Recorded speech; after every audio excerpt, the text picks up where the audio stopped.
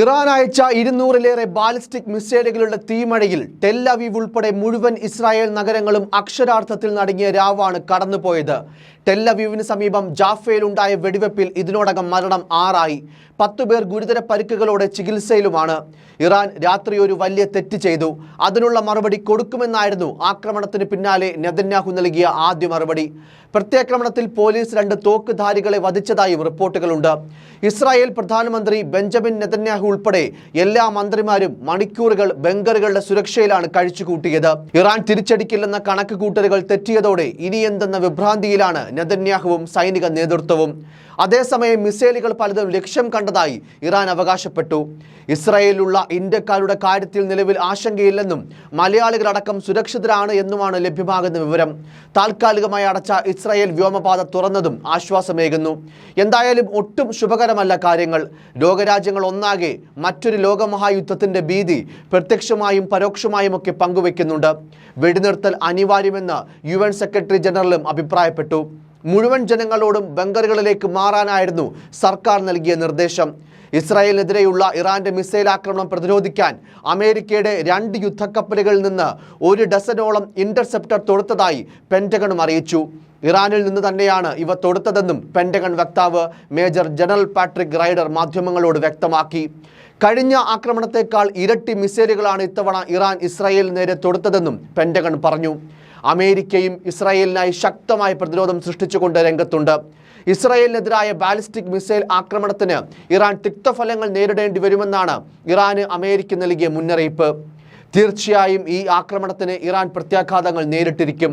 ഇന്ന് എന്തായിരിക്കും പ്രത്യാഘാതങ്ങളെന്ന് ഞാൻ വിശദീകരിക്കുന്നില്ല. എന്നാൽ ഇക്കാര്യവുമായി ബന്ധപ്പെട്ട് ഞങ്ങൾ ഇസ്രായേലുമായി ചർച്ച നടത്തും.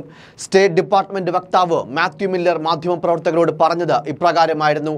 എന്നാൽ മിസൈൽ ആക്രമണം പരാജയമാണെന്ന് അമേരിക്കൻ പ്രസിഡന്റ് ജോ ബൈഡനും നെതന്യാഹുവും അഭിപ്രായപ്പെടുന്നത്.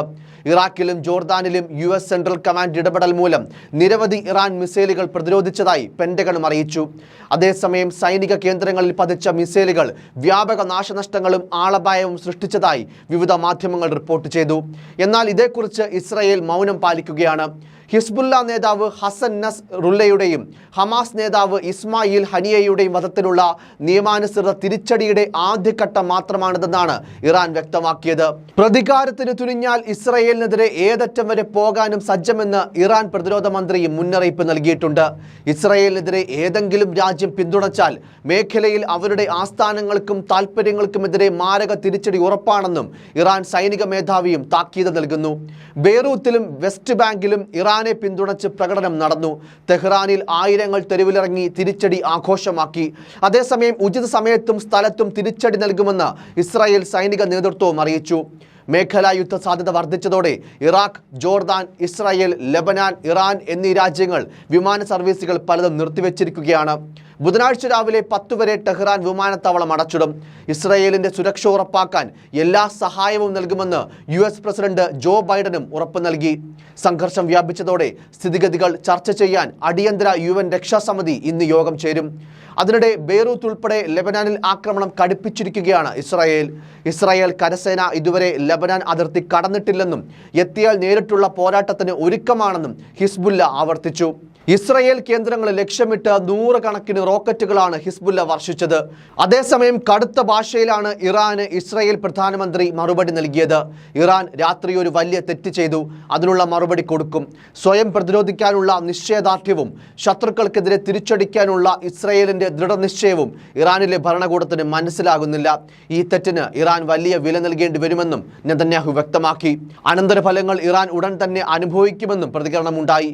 എന്തായാലും സംഭവം വേദനാജനകമെന്നും ഇസ്രായേലിന്റെ UN പ്രതിനിധി പറഞ്ഞതായി വാർത്താ ഏജൻസികളും റിപ്പോർട്ട് ചെയ്യുന്നു. ഇസ്രായേലിനെതിരെ ഇറാൻ ബാലിസ്റ്റിക് മിസൈലുകൾ വിക്ഷേപിച്ചതിന് പിന്നാലെ ലെബനൻ തെരുവുകളിൽ ആഹ്ലാദ പ്രകടനങ്ങൾ നടന്നിരുന്നു.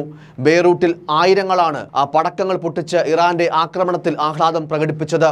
ഇറാൻ നടത്തുന്ന ആക്രമണങ്ങൾക്കെതിരെ അപലപിക്കാൻ എല്ലാ രാജ്യങ്ങളോടും അമേരിക്ക ആവശ്യപ്പെട്ടു കഴിഞ്ഞു. ബാലിസ്റ്റിക് മിസൈലുകൾ ഉപയോഗിച്ചുള്ള ആക്രമണം അംഗീകരിക്കാനാവില്ല എന്നും അമേരിക്ക അറിയിച്ചു. ആക്രമണത്തെക്കുറിച്ച് ഇറാൻ മുന്നറിയിപ്പ് നൽകിയില്ലെന്നും അമേരിക്ക വ്യക്തമാക്കി. വ്യക്തമാക്കി. യൂറോപ്യൻ യൂണിയനും ഇസ്രായേലിനെതിരായിട്ടുള്ള ആക്രമണത്തെ അപലപിച്ചു. ആക്രമണങ്ങളും പ്രതികാര നടപടികളും തുടരാൻ സാധ്യതയുണ്ട്. മേഖലയിലുടനീളം ഉടനടി വെടിനിർത്തൽ വേണം. European Commission vice president Joseph ബോറലും യുദ്ധം അവസാനിപ്പിക്കാൻ തന്നെയാണ് ആവശ്യപ്പെടുന്നത്. ഇസ്രായേലിന് പിന്തുണയുമായി മധ്യപൂർവ്വ പ്രദേശത്ത് യുഎസിന് 40,000 സൈനികരാണുള്ളത്.